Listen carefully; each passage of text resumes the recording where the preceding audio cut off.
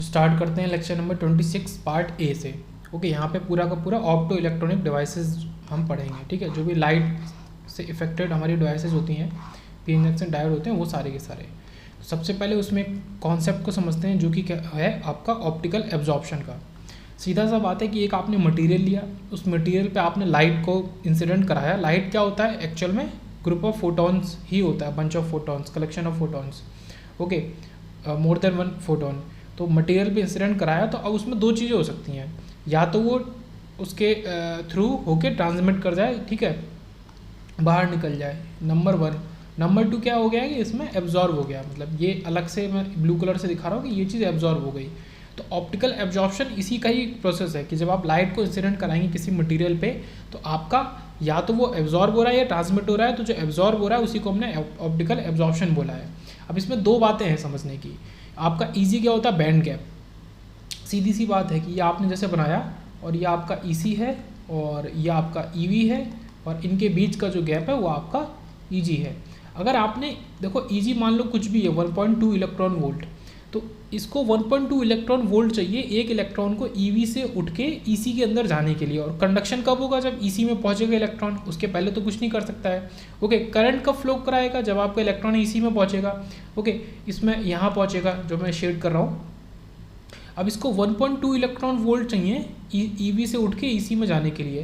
तो जब तक आप उसको इतना नहीं देते हो, तो फिर वो इलेक्ट्रॉन आपका कंडक्शन नहीं कर सकता, कुछ भी उसमें चीज़ नहीं होगी। तो यही बात यहाँ पे बोलिए। पहले केस 2 देखते हैं कि जब आपने एच न्यू क्या है, जो आप एनर्जी दे रहे हो, ठीक है, इंसिडेंट करा रहे हो, ये एनर्जी इंसिडेंट है। अगर ये आपका ईजी से कम है, मान लो कि मैंने 1.1 इलेक्ट्रॉन वोल्ट एनर्जी कर दी उसको, अब उसको उतनी सफिशिएंट एनर्जी तो मिली नहीं कि जितने से वो इलेक्ट्रॉन को ईवी से उठा के ईसी में डाल देगा, है ना। उसको 1.2 इलेक्ट्रॉन वोल्ट चाहिए थी और मैंने उसको दी कितनी? 1.1। तो यहाँ पे आपका किसी भी तरीके से कंडक्शन नहीं हो सकता। इसका सीधा सा मतलब है कि आपका जो बाहर से एनर्जी आ रही है वो आपके जो भी सिस्टम है, जो लैटिस है, ओके, जो आपके एटम्स प्रेजेंट है, उसको बिल्कुल भी उसमें छेड़खानी नहीं करेगा। ओके, बिल्कुल भी उसको अफेक्ट नहीं करेगा। तो होगा क्या? सारी की सारी एनर्जी आपकी ट्रांसमिट कर जाएगी।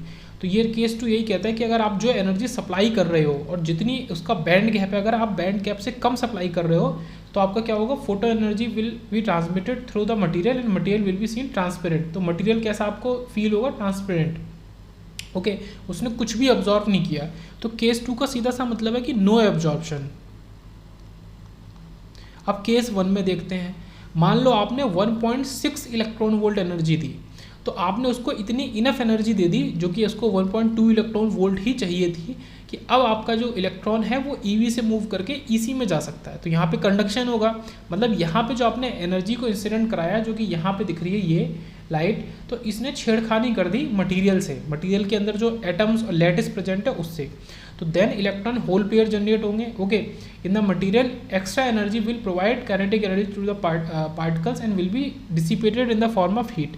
और जो भी एक्स्ट्रा एनर्जी और जो बचेगी हमारी, वो हीट के फॉर्म में डिसिपेट हो जाएगी। कभी कभी वो इलेक्ट्रिसिटी की फॉर्म में मिल जाती है हमें, कभी हीट, वो डिपेंड करता है अलग अलग केसेस में। तो यहाँ पे सीधा से क्या बात है कि जो लाइट इंसिडेंट हुई, उसने क्या किया? इलेक्ट्रॉन को फ्री करा दिया। अब इलेक्ट्रॉन अकेला तो फ्री नहीं होता, इलेक्ट्रॉन जब भी फ्री होता है उसके साथ में एक होल भी जनरेट हो जाता है। मतलब इलेक्ट्रॉन जिस साइट को छोड़ के जाएगा, साइट मीन्स SITE को छोड़ के जाएगा, तो वह उसी साइट को ये होल बोलेंगे। तो इलेक्ट्रॉन होल पेयर जनरेट हो जाएंगे, और उससे क्या होगा? जो इलेक्ट्रॉन जनरेट होंगे उसको काइनेटिक एनर्जी मिलेगी। कहाँ से मिलेगी? जो भी हमने लाइट इंसिडेंट कराई, या जो फोटोन्स की एनर्जी थी, वो इलेक्ट्रॉन की काइनेटिक एनर्जी में चेंज हो गई। तो यह आपका दो चीज़ हो गई, ऑप्टिकल एब्जॉर्प्शन और दूसरा आपका ट्रांसमिशन हो गया। फिर देखते हैं आगे कि एनर्जी ऑफ फोटोन की अगर बात करें, ठीक है, ये तो बेसिक सा हम पार्ट पढ़ रहे हैं कि एनर्जी ऑफ फोटोन आपका एच न्यू के इक्वल होता है। ठीक है, E equal to H nu, काफ़ी इंपॉर्टेंट और बेसिक सा रिलेशन है, जो कि हम क्लास 11-12 से पढ़ते हैं। और इसको HC/λ भी लिख सकते हैं। तो मान लिया कि हमने इतनी एनर्जी इंसिडेंट कराई, ठीक है, एनर्जी ऑफ फोटोन जो इसमें इंसिडेंट हुई है, ये हमारा सेमीकंडक्टर है, ये उसका सरफेस है, ये मैंने सरफेस बनाया हुआ है, लिख दिया है, ये उसका सरफेस है, ठीक है, ये वाला हिस्सा उसका सरफेस है। तो इतनी हमने इंसिडेंट कराई। तो अब यहाँ पे जब इंसिडेंट करा रहे हैं लाइट को, उसकी इंटेंसिटी को हमने एक टर्म में चेंज कर दिया, उसको हम IV0 बोल रहे हैं। ओके, कब? x = 0 पे, मतलब एकदम सरफेस पे, ठीक है। ये सेमीकंडक्टर है, और इसकी जो विड्थ है उसको हम x से डिनोट करते हैं। ओके, x क्या होता है? एक वेरिएबल है लेंथ का। तो जैसे से आप नीचे जाएंगे मतलब इसकी विड्थ बढ़ती जाएगी। तो जस्ट सरफेस पे जहाँ पे आपका फोटोन जो है, ये फोटॉन्स हैं, इनने स्ट्राइक किया है आपके सेमीकंडक्टर को, तो इस सरफेस को हम x इक्वल टू 0 बोलते हैं। और x इक्वल टू 0 पर कितनी इंटेंसिटी होगी लाइट की, उसको IV0 बोलते हैं। ओके, और धीरे धीरे करके हम बढ़ते जाएंगे तो आपका लाइट की इंटेंसिटी कम होती जाएगी। अब यहाँ पर बहुत इंपॉर्टेंट एक बात समझने वाली है, वो ये कह रहे हैं कि only some light come out and not all, थोड़ी ही लाइट बाहर निकल के आएगी और पूरी नहीं। इसका क्या मतलब है कि आपकी कुछ लाइट ट्रांसमिट हो जाएगी। ठीक है, ट्रांसमिट का क्या मतलब है कि बिना उसको छेड़े हुए लैटिस को बाहर निकल गई। ओके, मान लो 5 इलेक्ट्रॉन वोल्ट हमने दी, मतलब हमको 2 इलेक्ट्रॉन वोल्ट बाहर मिल गई। अब 3 कहाँ क्या हुआ, 3 इलेक्ट्रॉन वोल्ट एब्जॉर्ब हो गई इसी में, तो पार्ट ऑफ लाइट एब्जॉर्ब। इसका सीधा से ये मतलब है कि कुछ लाइट बाहर निकली तो कुछ लाइट आपका एब्जॉर्ब हो गई। ओके, तो ये चीज़ है। अब IV0 इधर है x इक्वल टू 0 पे, और इसी को हम IVX लिख सकते हैं एक टर्म के तौर पे, मतलब इसमें x की कुछ भी वैल्यू रखोगे, अगर आप x इक्वल टू 0 रख दोगे तो IV0 हो जाएगा, और x equal to something else रखोगे तो IV समथिंग रहेगा। तो ये चीज़ यहाँ पे है। तो इसको क्या करते हैं, let us assume at x equal to 0 intensity of photon flux. ये किसकी इंटेंसिटी आपको शो कर रहा है, फोटोन के फ्लक्स की इंटेंसिटी शो कर रहा है। ओके, ये याद रखेंगे जो हम फोटोन इंसिडेंट करा रहे हैं। तो IV at x equal to 0 क्या है, IV0। इसकी यूनिट क्या होती है, ये याद रखेंगे, इंपॉर्टेंट है, एनर्जी पर सेंटीमीटर स्क्वायर पर सेकेंड। ओके, हर एक सेकेंड में और हर एक सेंटीमीटर स्क्वायर के ऊपर आप कितनी एनर्जी इंसिडेंट करा रहे हो वो आपका IV है। ठीक है, IV या IVX है। और IVX का relation with in terms of IV0 क्या होता है, okay, equal to IV0 into e⁻⁴x। तो ये आपका जस्ट पहला इंपॉर्टेंट फॉर्मूला निकल के आया। अब यहाँ पे आपको क्या नोट करना है कि आपका अल्फा क्या है वो आपको समझना है। अल्फा क्या है, alpha equal to absorption coefficient, इसकी यूनिट होती है पर सेंटीमीटर। ओके, सिंपल सा पर सेंटीमीटर। तो अल्फा इस रिलेशन में होता है, तो आपका IVX, x मतलब किसी भी एक पर्टिकुलर लेंथ पे आपका कितना इंटेंसिटी होगा फोटोन फ्लक्स का। तो पहले तो आपको IV0 पता होना चाहिए कि x इक्वल टू 0 पे कितना इंटेंसिटी है, उसमें आप मल्टीप्लाई करोगे e⁻⁴x। ठीक है, इसको मल्टीप्लाई करोगे आप। तो अल्फा इज एब्सॉर्प्शन कोएफिशिएंट, इसकी यूनिट पर सेंटीमीटर, डिपेंड्स अपॉन, पहला मटेरियल पे डिपेंड करता है, दूसरा वेवलेंथ ऑफ रेडिएशन पे डिपेंड करता है। ठीक है, तो ये आपका वेवलेंथ ऑफ रेडिएशन और मटेरियल दो चीज़ पे डिपेंड करता है अल्फा की वैल्यू, वो आपको क्वेश्चन में गिवन होगी। उसके बाद आगे बात करते हैं कि as we know rate of energy is power. अब ये तो एनर्जी की बात करी, एनर्जी कितनी इंसिडेंट हुई है, तो हमें ये भी पता है कि रेट ऑफ एनर्जी क्या होता है, rate of energy he power होता है। क्योंकि पावर की डेफिनेशन ही है कि कितनी एनर्जी आपकी, मतलब उसका किस रेट से आपकी एनर्जी इंसिडेंट हो रही है या फिर यूज़ हो रही है, तो पावर है। तो यहाँ पे हम जो हमने IV0 या फिर IVX जो लिखा था ना, उसी से हम पावर का भी रिलेशन निकाल देंगे, उसी से मिलता जुलता। तो P0 क्या है, power transmitted at x equal to 0, कि कितनी पावर आपकी ट्रांसमिट हुई है x इक्वल टू 0 पे। और Px क्या है, power transmitted at x distance through the material, तो कितनी पावर ट्रांसमिट होकर बाहर निकल गई। ठीक है, ये वाले एरो दिखा रहे हैं कितनी पावर बाहर ट्रांसमिट हो गई है। ओके, यहाँ पे एब्जॉर्व की बात अभी नहीं कर रहे हैं, वो आपका Px है। Px मतलब x डिस्टेंस को ट्रेवल करके। ओके, तो सिंपल सा वही चीज़ है कि Px equal to P0 into e⁻⁴x, बिल्कुल सेम फार्मूला है, कोई अंतर नहीं है। ओके, आप देखेंगे तो e⁻⁴x और इसमें भी e⁻⁴x, वहाँ पे क्या था, IVX था और IV0 था और बाकी वही था e⁻⁴x। तो सेम रिलेशन है, ये रिलेशन पावर का भी हो गया, तो ईजी है, ये याद रखेंगे पावर का रिलेशन। अब एक सिंपल सा क्वेश्चन करते हैं कि हमको कैसे पता चलेगा कि कितनी एनर्जी आपकी या कितनी पावर एब्जॉर्ब हुई है। ये तो हमने ट्रांसमिट वाली निकाली थी with the help of incident. ठीक है, P0 क्या है, इंसिडेंट, और Px क्या है, ट्रांसमिटेड। सीधा सा फार्मूला है भाई, कि मैंने जैसे एक एग्जाम्पल में बोला कि 5 इलेक्ट्रॉन वोल्ट को इंसिडेंट कराया और आपको आउटपुट में 2 मिली, तो कितनी एब्जॉर्ब हो गई, 3। कैसे पता चला, आपका इंसिडेंट माइनस ट्रांसमिटेड। ओके, तो एब्जॉर्ब पावर क्या होगा आपका, इंसिडेंट माइनस ट्रांसमिटेड, सीधा सा फॉर्मूला। तो P0 आपका इंसिडेंट और P0 e⁻⁴x ट्रांसमिटेड, P0 को कॉमन ले लेंगे, तो इतनी पावर आपकी मटेरियल में एब्जॉर्ब हो गई। तो एब्जॉर्ब पावर का फॉर्मूला ये निकला है। ओके, तो ये एब्जॉर्ब पावर हो गया। ठीक है, इंसिडेंट पावर हो गया, ट्रांसमिटेड पावर हो गया, इंसिडेंट एनर्जी हो गई, जो जितनी भी चीज़ें थी सब हमने ऊपर देख ली। ठीक है, इंसिडेंट एनर्जी नहीं थी, वो थी इंटेंसिटी ऑफ फोटोन फ्लक्स, ये। ठीक है, ये था intensity of photon flux, IV। अब आगे चलते हैं, आगे हम देखेंगे कि ऑप्टिकल जनरेशन रेट, हम उसको कहते हैं। और उसी को हम electron hole pair generation rate भी कहते हैं, EHP का जनरेशन रेट या फिर ऑप्टिकल जनरेशन रेट। अब क्योंकि हम ये ऑप्टिक्स के अंदर ही पढ़ रहे हैं, मतलब ऑप्टो इलेक्ट्रॉनिक्स के अंदर पढ़ रहे हैं एक्चुअली में, तो यहाँ पे ऑप्टिकल जनरेशन रेट जो होगा, और एक्चुअली में हम कह तो रहे हैं कि ऑप्टिकल जनरेशन रेट, पर एक्चुअल में जनरेट हो क्या रहा है, एक्चुअल में जनरेट हो रहा है आपका इलेक्ट्रॉन होल पेयर। तो इलेक्ट्रॉन होल पेयर किस रेट से जनरेट हो रहा है, उस रेट को EHP जनरेशन रेट हमने बोला। तो उसी को समझते हैं कि लेट अस अज्यूम दैट, ये है late us assume that each photon is creating an EHP। हम ये मान लेते हैं कि हर एक फोटोन एक इलेक्ट्रॉन होल पेयर को जनरेट कर रहा है, मतलब एक्चुअली में एक फोटोन एक इलेक्ट्रॉन को फ्री कर रहा है, पर उससे एक होल भी जनरेट हो रहा है, और एक्चुअली में उसी होल इलेक्ट्रॉन को कंबाइन करके हम बोलते हैं EHP, electron hole pair. Okay, तो यहाँ पे जी, इसको हम जी ऑप्ट से डिफाइन करते हैं, थोड़ा सा जगह लेते हैं।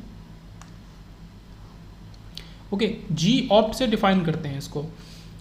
तो G opt is equal to alpha into IVX upon h nu. H nu क्या है, एनर्जी ऑफ द फोटोन है, ये इसका डायरेक्ट फार्मूला ये है, और इसका यूनिट वाइज देखें अगर तो इसका फार्मूला कुछ इस तरीके से है कि एनर्जी अपॉन एरिया इंटू 1/2 और upon energy of the photon. ये किसकी यूनिट थी, ये हमने ऊपर देखा था IVX की यूनिट थी, इंटेंसिटी की यूनिट थी। तो ये IVX तो इसमें मौजूद है ही, और नीचे एच न्यू है। अल्फा बिल्कुल अलग सी चीज़ है, उसका अभी बात नहीं कर रहे हैं, अल्फा इसमें मल्टीप्लाइड हो रहा है। तो ये इस तरीके से फॉर्मूला निकल के आया है कि एनर्जी अपॉन एरिया किया, उसमें इंटू 1/2 किया, और टोटल को एनर्जी ऑफ फोटोन से डिवाइड कर दिया। तो alpha IVX upon h new ये फॉर्मूला है, इसको याद कर लेंगे, इंपॉर्टेंट है ये। ओके, तो जी ऑप्टिकल आपका क्या है, उसी को हम GL भी बोलते हैं, GN भी बोलते हैं, GP भी बोलते हैं, ये सब सेम है। ओके, इतने सारे नामों से जी ऑप्टिकल को हम क्वेश्चंस में देख सकते हैं। ओके, अब यहाँ पे क्या हो रहा है कि नंबर ऑफ EHPs जनरेटेड पर सेकेंड एक्चुअल में, और इसकी यूनिट क्या है कि कितने इलेक्ट्रॉन होल पेयर जनरेट हुए हैं हर एक सेकंड में। मतलब आप सीधी सी बात बताओ ना कि रेट का क्या मतलब होता है कि हर एक सेकंड में या फिर हर एक मतलब मिनट में, आवर में कितना काम हो रहा है, उसी को रेट बोलते हैं मतलब। ओके, तो यहाँ पर रेट की बात कर रहे हैं, ऑप्टिकल जनरेशन रेट की बात कर रहे हैं, या फिर EHP जनरेशन रेट की बात करें तो सीधा सा है कि कितने EHP जनरेट हुए एक पर सेंटीमीटर या फिर per second. Wait a minute,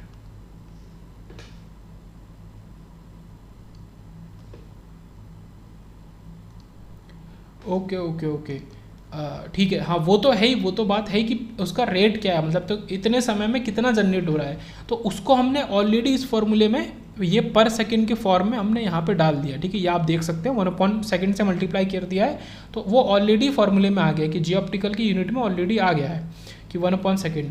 पर क्योंकि यहाँ पे अभी हमने अल्फ़ा की यूनिट को डिफाइन नहीं किया था, ठीक है, अल्फ़ा इंटू हो रहा है, तो अल्फ़ा की यूनिट क्या होती है, पर सेंटीमीटर। तो यहाँ से इसकी पूरी जी ऑप्ट की पूरी यूनिट निकली आपकी number of electron hole pair पर सेंटीमीटर, कि हर एक सेंटीमीटर में कितने इलेक्ट्रॉन होल पेयर जनरेट हो रहे हैं, और हर एक सेकंड में, वो तो ऑब्वियस ही बात है, उसको भी कंसिडर करना ही पड़ेगा।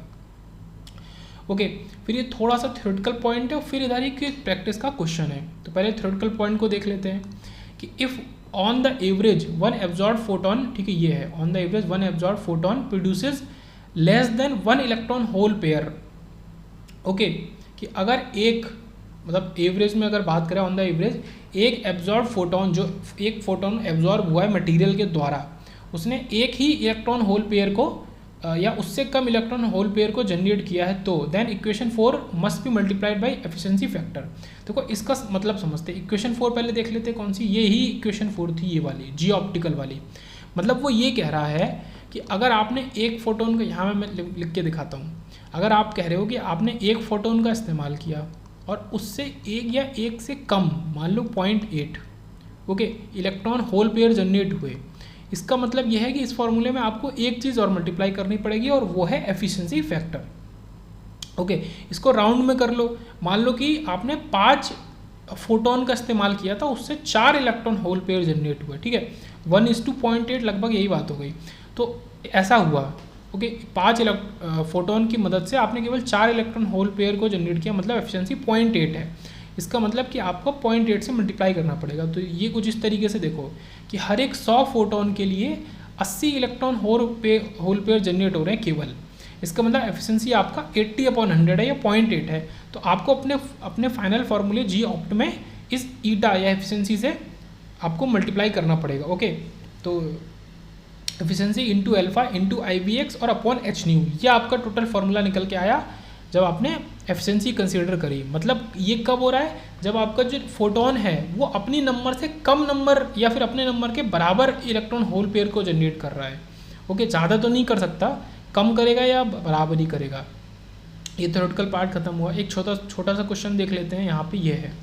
अब ये कह रहे हैं कि consider silicon illuminated with light of wavelength, ठीक है। सिलिकॉन को इल्यूमिनेट किया है, मतलब एक आपने एक्सटर्नल लाइट दी और सिलिकॉन हमारा मटेरियल है, तो सिलिकॉन को हमने इल्यूमिनेट किया एक लाइट से जिसकी वेवलेंथ है 1 माइक्रोमीटर, ठीक है। ये वेवलेंथ पहले से लिखी हुई है। Calculate thickness of the semiconductor that will absorb 90% of the incident photon energy.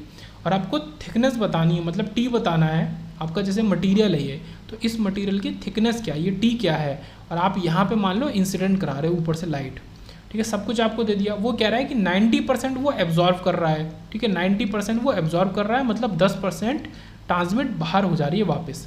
तो 90% एब्जॉर्व करने पे, अल्फा की वैल्यू इतनी होने पे और वेवलेंथ की वैल्यू इतनी होने पे आपका कितना थिकनेस होगी वो आपको बतानी है।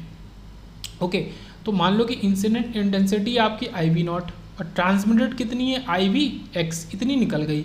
तो ट्रांसमिटेड कितनी है, 10% ऑफ इंसिडेंट है। ये तो हमने पहले सॉल्व कर लिया कि 90 एब्जॉर्ब हो रही है, तो भाई 10 इंसिडेंट होगी। तो IVX का रिलेशन लिखो इन टर्म्स ऑफ IV0। तो IVX in terms of IV0 क्या हो जाएगा, 10% ऑफ IV0, ठीक है। ऑब्वियस ही बात है, इसका मतलब 0.1 IV0।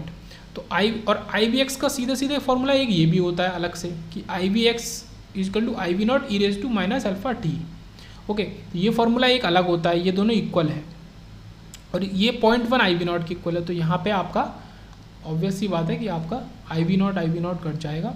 e⁻⁴t इक्वल टू 0.1, और इसको सॉल्व कर लेंगे, टी को निकाल लेंगे, अल्फा आपको गिवन है, तो ये आपको सॉल्व होकर इतना आ जाएगा। तो इतनी थिकनेस होगी मटीरियल की, अगर वो 90% को एब्जॉर्व कर रहा है और 10% लाइट को ट्रांसमिट होने दे रहा है, 0.023 सेंटीमीटर। एक क्वेश्चन और देखते हैं, ये भी इजी सही क्वेश्चन है। इसमें क्या कह रहा है कि consider a gallium arsenide semiconductor at T equal to 300 kelvin, assume photon intensity of a particular point IVX equal to, ठीक है। फोटोन इंटेंसिटी एक पर्टिकुलर पॉइंट पे उन्होंने हमें दी है कि IVX क्या है वो हमें दिया हुआ है। ओके, एट वेवलेंथ भी दी हुई है, ये वेवलेंथ हो गई। At this wavelength absorption coefficient भी दे दिया है, ओके, अल्फा भी दे, तो सारी चीज़ें हमें दी हुई हैं। तो यहाँ पे हमसे पूछ रहा है कि जनरेशन रेट क्या होगा, calculate generation rate of EHP। तो जनरेशन रेट ही हमने देखा था जिसको हम G-opt कहते थे। ओके, तो EHP का जनरेशन रेट हमें बताना है। अब यहाँ पे दो तरीके हैं, या तो आप इसी फॉर्मूले में h न्यू सबकी सारी वैल्यू रखो, या इसको अलग से सॉल्व कर लो। h nu equal to hc/λ। तो यहाँ पे हमें h पता होना चाहिए, ओके, जो कांस्टेंट की वैल्यू है, c भी पता होता है, लैम्डा हमको दिया है, हमें यहाँ पे न्यू नहीं दिया, फ्रीक्वेंसी नहीं दी, लैम्डा दिया है। तो इसका इस तरीके से फॉर्मूला भी होता है जिसमें h और c को जब आप मल्टीप्लाई कर देंगे तो उसकी वैल्यू 1.24 बन जाएगी। तो 1.24 अपॉन लैम्डा एक बाय डिफॉल्ट फार्मूला होता है, अगर आप याद कर लें तो एनर्जी के लिए, तो 1.24 अपॉन 0.75 इलेक्ट्रॉन वोल्ट। और इसमें आप याद रखेंगे कि ये जो यूनिट इसकी है, ओके, माइक्रोमीटर है शायद,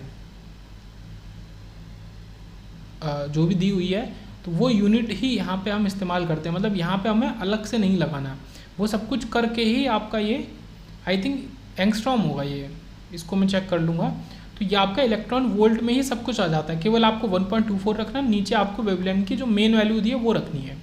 तो ये चीज़ करी, तो यहाँ पे देखो साफ साफ दिख रहा है कि ये आपकी अल्फा की वैल्यू रखी गई है, ये आपकी IVX की वैल्यू रखी गई है जो कि क्वेश्चन में गिवन था, और नीचे आप इसको सॉल्व करके जो 1.65 ये निकल के आया, नीचे आप इसको रख दो, या फिर ये आपका अलग अलग वैल्यू रख रहा है, h की वैल्यू, ये आपका q की वैल्यू, और ये आपका 1/λ की वैल्यू, ये सारी वैल्यू हमने रखी है। तो ये सब कुछ इस तरीके से सॉल्व करके ये आपका 1.7 × 10⁻21 ये आपका EHP पर सेंटीमीटर क्यूब पर सेकेंड आपका सॉल्व होके आ गया। ओके, तो ये इतने वॉल्यूम में, 1 सेंटीमीटर क्यूब वॉल्यूम में कितने इलेक्ट्रॉन होल पेयर जनरेट हुए हैं, ये उसका हमें आंसर दे रहा है, और हर एक सेकंड में। तो ये आपका G-opt की यूनिट हो गई कि इतने इलेक्ट्रॉन होल पेयर जनरेट हुए हैं हर एक सेंटीमीटर क्यूब में और हर एक सेकंड में। एक क्वेश्चन समझ लेते हैं, वर्कबुक का क्वेश्चन है, लेकिन ठीक है, गेट का क्वेश्चन है, गेट 2019 का, और क्वेश्चन तो गिवन नहीं है, लेकिन मेन चीज़ जो उसमें है काम की वो तो सब पता ही है। तो यहाँ पे हमने क्या कराया कि ये हमने देखो इंसिडेंट कराया लाइट को, इंसिडेंट कराया 20 मिली वॉट 600 नैनोमीटर लेज़र लाइट। तो ये उसका पावर दे दी गई है और ये उसकी हमें क्या दे दी गई है, वेवलेंथ दे दी गई है, ठीक है, 600 नैनोमीटर, ठीक है। लेज़र लाइट है, लाइट कैसी भी हो, कोई भी लाइट हो, बस लाइट होनी चाहिए। ये डायमेंशन दिया आपको। अब यहाँ पे एक चीज़ समझने वाली है कि यहाँ पे दो अलग अलग मटेरियल हैं, दोनों एक साथ जुड़े हुए हैं। ऊपर SiO2 है, तो ये जो थिकनेस है, इसको जो मैं अभी हाईलाइट कर रहा हूँ, ये SiO2 है और नीचे जर्मेनियम है। तो पहले लाइट आपकी पास होगी SiO2 से, SiO2 अपने आप में कुछ % को एब्जॉर्ब कर लेगा और जितनी बच जाएगी केवल जर्मेनियम को उतनी ही मिलेगी, मतलब पूरी नहीं मिलेगी, आप ये याद रखो। मतलब ये जो शुरू में 20 मिली वॉट है ना, तो 20 मिली वॉट का कुछ हिस्सा SiO2 के एब्जॉर्ब करने के बाद आगे जाएगा जर्मेनियम में। ओके, तो यहाँ पे देखो हमसे क्या पूछ रहा है, थिकनेस ऑफ द जर्मेनियम पूछ रहा है। ये आपको SiO2 की थिकनेस दी है 100 नैनोमीटर। ओके, ये देखो इसकी थिकनेस यहाँ पे दिखाई है लिख के, और इसकी पूछ रहा है इसकी डायमेंशन बाकी 1 सेंटीमीटर इस तरीके से है। तो इसका एरिया तो हमको पता है कि 1 सेंटीमीटर इंटू 1 सेंटीमीटर इस मटेरियल का। हाइट हमें नहीं पता या थिकनेस नहीं पता, ओके, वो हमें निकालनी है। तो यहाँ पे देखो इन्होंने क्वेश्चन में खुद ही क्या दिया था कि टोटल पावर तो 20 मिली वॉट हमने देख लिया कि 1/4 पावर जो है 20 मिली वॉट की वो रिफ्लेक्ट हो गई SiO2 से। ओके, और केवल 3/4 ही ट्रांसमिट कर पाई, मतलब इसने कुछ भी एब्जॉर्ब नहीं किया। आप इसको रिफ्लेक्ट मान लो या एब्जॉर्ब मान लो, एक ही बात है, ठीक है। एब्जॉर्ब या रिफ्लेक्ट जो भी मान लो, कोई हमें उसका काम है नहीं। तो 3/4 उसने ट्रांसमिट किया मतलब वो चीज़ ट्रांसमिट होके कहाँ गई, वो चीज़ ट्रांसमिट होके जर्मेनियम में गई, और हमें जर्मेनियम से ही मतलब है। तो जर्मेनियम में 3/4 गई, मतलब 15 मिली वॉट गई, मतलब 20 का 3/4 कितना हुआ, 15, ये लिखा है। तो ये 15 आपका गया जर्मेनियम में। अब जर्मेनियम का भी उन्होंने अलग से रिलेशन दिया है, क्या दिया है कि 1/3 जो है वो रिफ्लेक्ट बैक हो जाएगा और 2/3 जो है वो जर्मेनियम एब्जॉर्ब करेगा या ट्रांसमिट कर देगा। ओके, मतलब जर्मेनियम के अंदर केवल 2/3 जा रहा है, किसका, 15 मिली वॉट का, मतलब केवल 10 मिली वॉट जा रहा है। तो यहाँ पे पावर की वैल्यू है P0 हमारा 10 मिली वॉट हो गई। ओके, अगर इसको कंपेयर करें इनिशियल से तो हमारा हाफ एब्जॉर्ब हुआ इसमें और हाफ ट्रांसमिट हो गया। ओके, जर्मेनियम से अगर इनिशियल 20 मिली वॉट से कंपेयर करें तो 20 मिली वॉट के सामने 10 हाफ हो गया, और 15 का 2/3 आपका हो गया 10। तो ये हमें पता चल गया P0। अब हमें फॉर्मूला लगाना है कि Px equal to T, 5 milliwatt है हमारा। ओके, ये हमें क्या बता रहा है, ट्रांसमिट। फॉर्मूले में हमेशा याद रखेंगे ट्रांसमिटेड वाला यूज करते हैं, ना कि एब्जॉर्ब्ड। तो 2/3 एब्जॉर्ब हुआ, तो ट्रांसमिट कितना हुआ आपका, सॉरी ये ट्रांसमिट इस केस में आना चाहिए। तो 5 मिली वॉट ट्रांसमिट हुआ और 10 आपका एब्जॉर्ब हुआ। तो 5 मिली वॉट 10 मिली वॉट इंटू, ठीक है, और इसका अलग फार्मूला क्या होगा आपका, P0 और e⁻⁴t और इक्वल टू कितना हुआ, 5 मिली वॉट। तो यही फार्मूला हमने यहाँ पे इस्तेमाल किया है कि P0 मतलब 10 मिली वॉट, e⁻⁴t और आपका इक्वल टू 5 मिली वॉट। यहीं से हमने T को निकाल लिया ln2/α और सॉल्व होके इतना आपका थिकनेस आ गया। तो काफ़ी अच्छा क्वेश्चन था, लंबा क्वेश्चन था, पर था इजी। अगर कॉन्सेप्ट्स क्लियर हैं तो ये क्वेश्चन फिर इतना हार्ड नहीं है। ओके, नेक्स्ट टॉपिक देखते हैं, एयर मास इल्यूमिनेशन, जिसको हम AM भी बोलते हैं, ठीक है, ओनली AM। तो एयर मास इल्यूमिनेशन क्या होता है, बहुत आसान है समझना कि पहले तो देख लेते हैं किसके कॉन्टेक्स्ट में हम बात कर रहे हैं, कि सोलर एनर्जी के कॉन्टेक्स्ट में बात कर रहे हैं। मतलब यहाँ से हमारा सन और सन के कॉन्सेप्ट जो है, सोलर एनर्जी, सोलर सेल, वो सारा स्टार्ट हो गया। तो सोलर एनर्जी जो कि अर्थ पे गिरती है, दैट फॉल्स ऑन अर्थ, उसके कॉन्टेक्स्ट में हम एक चीज़ या एक टर्म को डिफाइन करते हैं जिसको हम एयर मास इल्यूमिनेशन कहते हैं। AM is defined as the path traveled by sunlight in atmosphere as compared to the path length traveled by the sunlight, ठीक है, same at noon in the atmosphere। मतलब देखो यहाँ पे ये लिखा हुआ है साफ साफ कि it is a simple comparison. ये एक तरीका का केवल और केवल एक कंपैरिजन ही है, इसमें कुछ और ज़्यादा नहीं है। AM एक तरीके का कंपैरिजन है। कंपैरिजन किसका है, पहला कि नून टाइम मतलब 12 PM में, मतलब दिन का जो 12 बजता है, तो उस नून टाइम में कितनी आपकी सनलाइट आपको अर्थ के सरफेस पे मिलती है उसके एटमॉस्फेयर से गुजरने के बाद, उसको हमने L0 से लिखा है।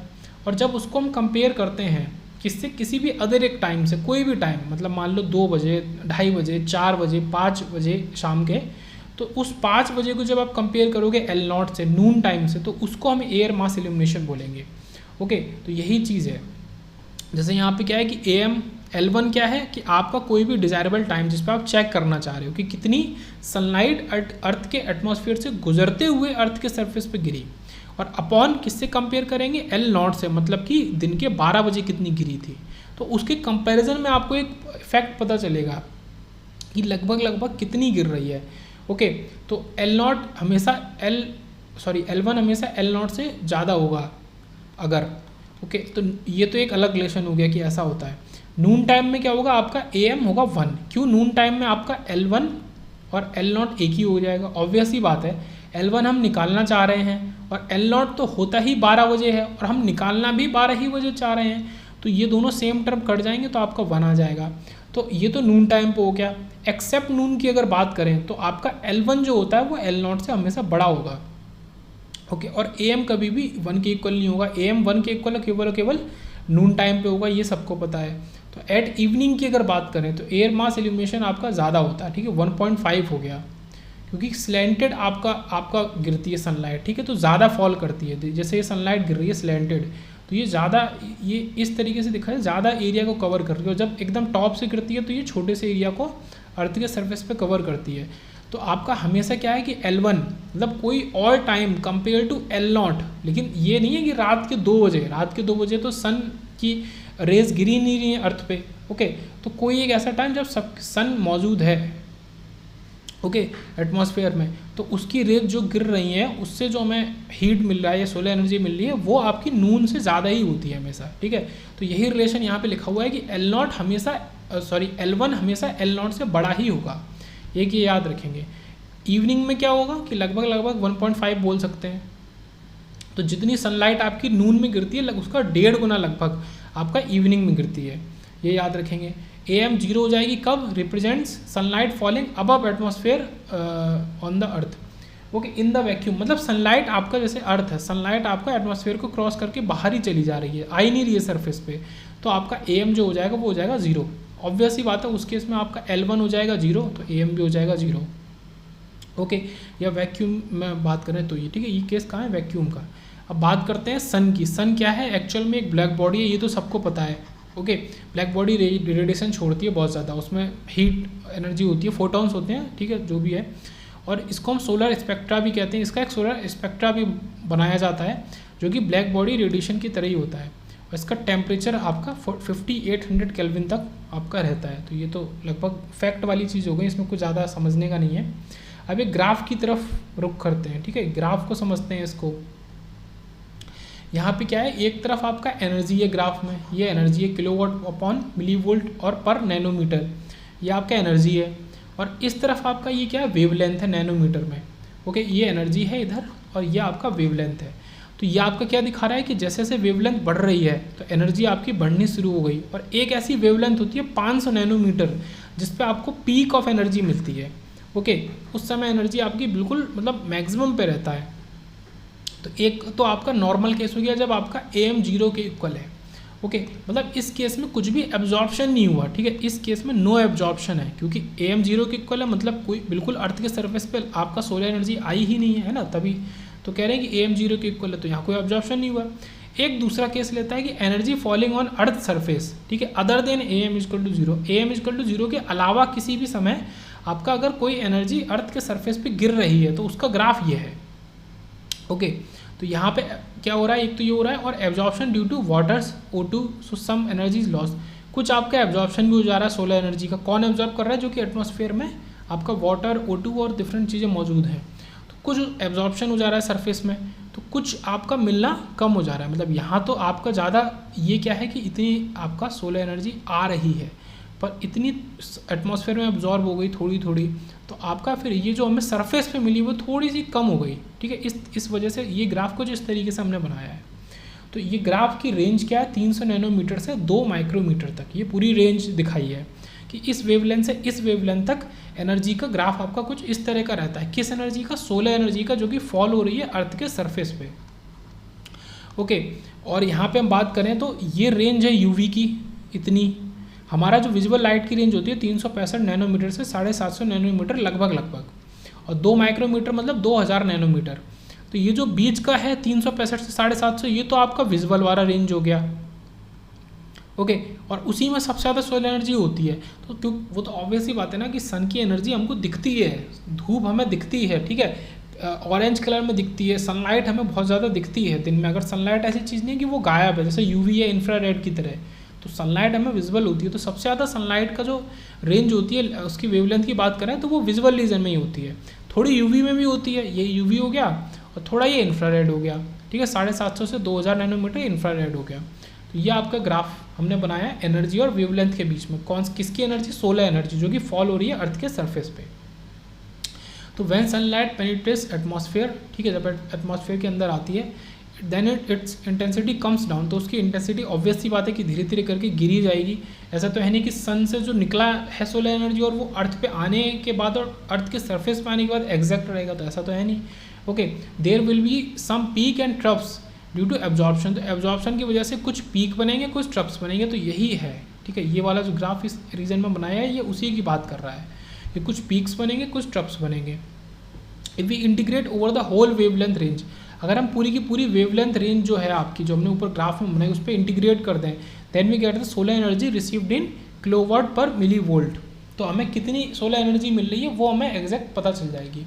मतलब आप इस ग्राफ को उठा के पूरे को इंटीग्रेट कर दो, ठीक है, कौन से वाले को? ये नीचे वाले को, जब AM 0 नहीं है, ये वाले को जो मैं अभी हाईलाइट कर रहा हूँ, तो इससे इसको इंटीग्रेट कर दो, ये इसका एरिया निकाल लो तो आपको पूरा मिल जाएगा, ठीक है। ये उसके बाद आगे चलते हैं, अब सीधे से बात करते हैं सोलर सेल की। तो सोलर सेल सबको पता ही होता है कि फोटोवोल्टाइक इफेक्ट पे काम करता है। बहुत ही सीधा सा कॉन्सेप्ट है, आपको एक PN जंक्शन डायोड को उठाना है, उस पर आपको सनलाइट फॉल करानी है और वो आपको करंट जनरेट करके देगा, और आप विदाउट एनी एक्सटर्नल बायस, मतलब ये तो समझने वाली बात है ही कि आपने कोई भी एक्सटर्नल बायस नहीं लगाया है, विदाउट एनी एक्सटर्नल बायस वो आपको करंट जनरेट करके देगा। ओके, यहाँ पे समझने वाली क्या बात है, आपने कोई बैटरी नहीं लगाई, ओके, और एक्सटर्नल बायस का मतलब वही सीधा सा बैटरी है। आपने एक रजिस्टर जोड़ दिया है जिसके थ्रू करंट आपको फ्लो करके मिल रही है। एक लोड आपने जोड़ा है, लोड कुछ भी हो सकता है, आप इससे किसी अप्लायंस को भी चलवा सकते हैं। बट यहाँ पे समझने वाली बात क्या है ना कि PN जंक्शन डायोड जो एक सोलर सेल में यूज़ कर रहे हैं, वो एक आपका एक बैटरी की तरह तो है, पर वो बैटरी नहीं है। मतलब क्या है कि वो एनर्जी को स्टोर नहीं करता, यही सबसे बड़ा इसका ड्रॉबैक है। मतलब एक बैटरी क्या होती है कि उसमें एनर्जी स्टोर्ड रहती है एक बैटरी में, पर आपका अगर एक सोलर सेल है उसमें आप एनर्जी ले लो, ठीक है, पर कंटिन्यूसली जब तक आप लो तब तक, जब तक आप उसमें उसको सनलाइट के सामने रख रहे हो, ठीक है। मतलब ये कंटिन्यूस प्रोसेस है, आपने इधर सनलाइट दी, आप इधर एनर्जी ले लो। अगर आपने सनलाइट हटा दी तो आपको एनर्जी मिलना बंद हो जाएगी, और सनलाइट आप दे भी रहे हो पर कोई लोड ही नहीं है, तो लोड कोई नहीं है तो ऐसा नहीं कि वो एनर्जी आपको बाद में मिलेगी, वो बाद में एनर्जी मिलना बंद हो जाएगी जैसे आप सनलाइट हटाओगे। तो सीधा सा एक कंटिन्यूस फ्लो है कि आप सनलाइट अगर दे रहे हो सोलर सेल में तो आपको एनर्जी दे रहा है, आप उसी समय उसको इस्तेमाल कर लो। ओके, तो basic solar cell is a PN junction, it convert solar energy into electricity. ये तो बेसिक सी बात हो गई, और इसके ऑपरेटिंग प्रिंसिपल को हम फोटोवोल्टाइक इफेक्ट कहते हैं, ठीक है। एक समझने वाली बात है कि we don't need to provide external bias voltage to the PN junction. तो यहाँ पे सोलर सेल के अंदर कोई भी हमें एक्सटर्नल बायस प्रोवाइड नहीं करना पड़ता। अब यहाँ पे समझो कि solar cells behaves like a battery and it supplies electricity without any bias voltage, कि ना बिना किसी बायस वोल्टेज के भी इलेक्ट्रिसिटी सप्लाई करता है। So it's a source of electrical energy like battery की तरह एक सोर्स है without any bias voltage. But unlike, ये वही वाला पॉइंट हो गया जो मैंने बताया, but unlike battery solar cell can't store energy. ये इसका ड्रॉबैक है कि ये एनर्जी को स्टोर नहीं कर सकता है। जितनी देर आप उस पर सनलाइट गिराओगे और उतनी देर वो एनर्जी देगा, और उसको आपको उसी समय इस्तेमाल करना पड़ेगा। मतलब इस्तेमाल करने का मतलब या तो किसी एक्सटर्नल बैटरी में आप उसको सेव कर लो, वो भी एक तरीके का इस्तेमाल ही है, ठीक है। आप एक्सटर्नल बैटरी में सेव कर लो, फिर उस एक्सटर्नल बैटरी से आप उसको बाद में इस्तेमाल कर सकते हो, और या तो आप उसी समय इस्तेमाल कर लो। ओके, तो मान लो कि हमने एक PN जंक्शन डायोड बनाया विद सिलिकॉन की मदद से एक हमने PN जंक्शन बनाया जिसको हम सोलर सेल की तरह यूज़ करेंगे। अब हमने क्या किया है कि h/h/λ ये Eg से बड़ा है। Eg क्या है? सिलिकॉन का बैंड गैप। बैंड गैप का इस्तेमाल कहाँ आता है? जब आपको ये देखना होता है कि आपको EV से उठा के इलेक्ट्रॉन को EC में भेजना है, तभी तो कंडक्शन होगा, तभी तो इलेक्ट्रिसिटी जनरेट होगी। ये इलेक्ट्रॉन्स हैं, इसको उठा के यहाँ भेजना है, उसके लिए उसको इतना इस बैंड गैप को पार करना पड़ेगा। ये 1.1 है। तो लगभग इतना है। तो जब जब आपका जो अप्लाइड सोलर एनर्जी है या सोलर मतलब जो सोलर मतलब जो सन है उसकी लाइट जो सोलर लाइट बोलेंगे, सोलर लाइट की वैल्यू उसके अंदर जो एनर्जी की वैल्यू 1.1 से ज़्यादा है तो ठीक है, मतलब ये H nu equal to H C by lambda अगर आपका ईजी से ज़्यादा है तो ये आपको इलेक्ट्रिसिटी को सप्लाई करेगा। लेकिन अगर ये आपका कम हो गया तो फिर कोई भी इलेक्ट्रिसिटी ये सप्लाई नहीं करेगा। तो लैम्डा क्या है, is less than equal to H C by E g. हमने क्या किया, लैम्डा को एक तरफ रखा और इसको इधर ले गए। So lambda is less than equal to 1.24 upon 1.12। ठीक है, ये हमने एक एग्जाम्पल के तौर पे ले लिया कि हमने इतना सप्लाई किया और इतना हमने वो कर दिया। इससे क्या होगा, all of the solar energy with wavelength equal to less than 1.1 micrometre are absorb by silicon. तो अगर इससे कम आप सप्लाई कर दोगे, 1.1 माइक्रोमीटर से कम जितनी भी आप सप्लाई करोगे तो वो सिलिकॉन एब्जॉर्ब कर लेगा, उसको बिल्कुल भी ट्रांसमिट नहीं करेगा, मतलब आपको आउटपुट में कुछ भी नहीं मिलेगा। तो अगर आपको आउटपुट चाहिए तो आपको 1.1 इलेक्ट्रॉन वोल्ट से ज़्यादा आपको सोलर एनर्जी देनी पड़ेगी। ठीक है, ये तो अंडरस्टैंडेबल वाली बात है कि आपको इलेक्ट्रॉन को यहाँ से उठा के ईसी में भेजना है, किस चीज़ के लिए, कंडक्शन के लिए, तभी कंडक्शन होगा। तो आपको 1.1 माइक्रोमीटर की वेवलेंथ से ज़्यादा आपको चाहिए। ठीक है, ये 1.1 माइक्रोमीटर की वेवलेंथ कहाँ है, वो यहाँ से आई, इस रिलेशन से आई, जो हमने ये रिलेशन यहाँ पे लिखा है। ओके, ईजी अलग है और यहाँ पे हमने वेवलेंथ का रिलेशन भी निकाला हुआ है। तो आपका वेवलेंथ हमारा 1.1 माइक्रोमीटर से कम ही होना चाहिए। ओके, वही आपका सिलिकॉन जो है वेवलेंथ को एब्जॉर्ब करेगा। अगर आपकी वेवलेंथ 1.1 माइक्रोमीटर से ज़्यादा है और आप उसको सिलिकॉन मटेरियल पर डाल रहे हो तो वो उसको एब्जॉर्ब नहीं करेगा। ओके, नेक्स्ट चलते हैं एनर्जी और फिर से वेवलेंथ का एक हम वो बनाते हैं ग्राफ। ये एनर्जी आपका किलोवाट पर मीटर स्क्वायर पर माइक्रोमीटर और ये आपका वेवलेंथ। तो यहाँ पे क्या होता है कि यहाँ पे एक बात समझने वाली है, ये दोनों सेम पॉइंट है कि डिस्कार्डेड और energies absorb by the silicon, मतलब एनर्जी उसने डिस्कार्ड कर दी और सिलिकॉन ने एब्जॉर्ब कर ली। ओके, तो ये डिस्कार्डेड है एनर्जी और एब्जॉर्ब बाय द सिलिकॉन, और यहाँ पे क्या है कि energy discarded by the silicon, मतलब जो एनर्जी सिलिकॉन डिस्कार्ड करेगा, मतलब ऑब्वियसली बात है कि वो एनर्जी वो आउटपुट में दे रहा है और वही एनर्जी आपकी यूजफुल एनर्जी है। तो जो एनर्जी सिलिकॉन एब्जॉर्ब कर ले रहा है उससे हमें कोई फ़ायदा नहीं हो रहा। तो देखो हमने एक ग्राफ बनाया था ना ऊपर, उसमें एक बड़ा ग्राफ ये था और उसके अंदर छोटा ग्राफ ये था, ये कुछ इस तरीके से गया था और यहाँ पे वो ऐसा ऐसा हुआ था। तो ये ग्रीन वाला ग्राफ ही हमने दोबारा से बनाया है कि यहाँ तो पीक में गया, ठीक है, यहाँ पे क्रैश और ट्रफ आने लगे, ठीक है, तो अभी हमें कुछ भी यूजफुल एनर्जी नहीं मिल रही है। कहाँ तक, 1.1 माइक्रोमीटर तक, इससे ज़्यादा पे ही 1.1 माइक्रोमीटर वेवलेंथ से 2 माइक्रोमीटर वेवलेंथ तक ही हमें एनर्जी मिलती है। ठीक है, तो ये एनर्जी हमें आउटपुट में मिलेगी। इसको हाईलाइट कर देता हूँ, ये पूरी एनर्जी आपको आउटपुट में मिल रही है, बस इसके पहले की नहीं मिल रही है क्योंकि इसके पहले की एनर्जी सिलिकॉन एब्जॉर्ब कर ले रहा है। और हमें एनर्जी, यूजफुल एनर्जी कौन सी होगी, जो सिलिकॉन एब्जॉर्ब ना करके उसको ट्रांसमिट कर देगा, जो वही हमें आउटपुट में मिलेगा, या सिलिकॉन डिस्कार्ड कर देगा। ये थोड़ी सी बारीक समझने वाली बात है कि सिलिकॉन जिस एनर्जी को एब्जॉर्ब कर रहा है वो तो उसके अंदर चली गई मटेरियल के, उसको वो नहीं दे रहा है। जो वो डिस्कार्ड कर रहा है वो यूजफुल एनर्जी है और वो एनर्जी केवल आपको 1.1 माइक्रोमीटर से 2 माइक्रोमीटर की वेवलेंथ के बीच में ही मिलती है। ओके, तो हमने इसी 2 माइक्रोमीटर वाले रिलेशन को उठाया इस जगह पे कि अगर वेवलेंथ इतनी है तो आपका क्या ईसी की वैल्यू क्या होगी वो हम निकाल रहे हैं। ओके, तो 1.24/2, तो ये हमारा 0.62 इलेक्ट्रॉन वोल्ट दे दिया इसने। ओके, तो इतना आपको ये एनर्जी मिल रही है। So to utilize the entire solar energy we need a material which will have wavelength आपका 0.62, या वेवलेंथ नहीं होगा, ये बैंड गैप होगा।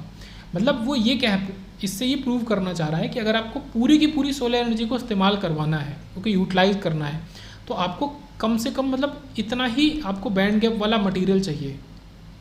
अब इसमें क्या दिक्कत होती है, हमने ये बनाया कि भाई 0.62 बैंड गैप वाला मटेरियल होना चाहिए।